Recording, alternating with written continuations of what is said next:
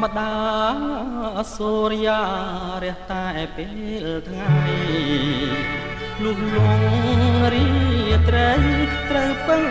រស្មីថ្ងៃដួងព្រះខាឯខ្ញុំពេញវ័យមានសេរីដាតែដូចជាគ្មានន័យទេបំរើចិត្តគេជាងខ្លួនកើតជាព្រះច័ន្ទមិនស្ដាយរស្មីស្ម័គ្រជួយរាត្រីបំភ្លឺលោកីជួបសែងសូរិយាភារៈនៃខ្ញុំរៀមច្បងគ្រួសា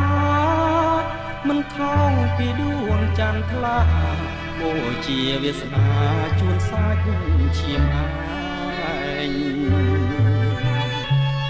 ស្នេហាដូចជាទឹកលើស្លឹកឈូកត្រូវខ្យល់បងបោក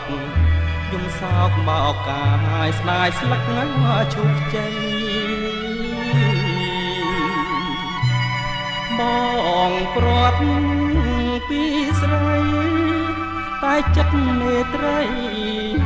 រលាយផែនដីក៏នៅតែស្នេហ៍បើអូនជាបងតាធ្វើយ៉ាងណាមកខាងស្នេហាមកខាងទៀតគ្រួសារដែលត្រូវដោះស្រាយអូនណាយស្នេហាអ្នកណាមិនស្ដាយតែធ្វើមិនដេចទៅឆោមឆាយស្រាយរឿងគ្រួសារមិនទាន់រួចផង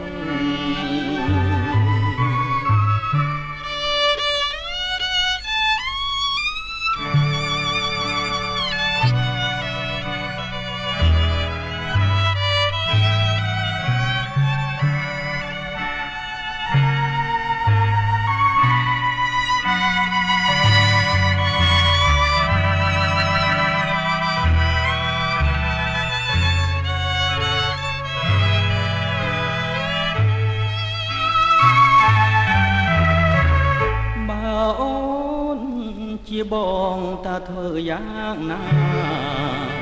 មកខាងស្នេហាមកខាងទៀត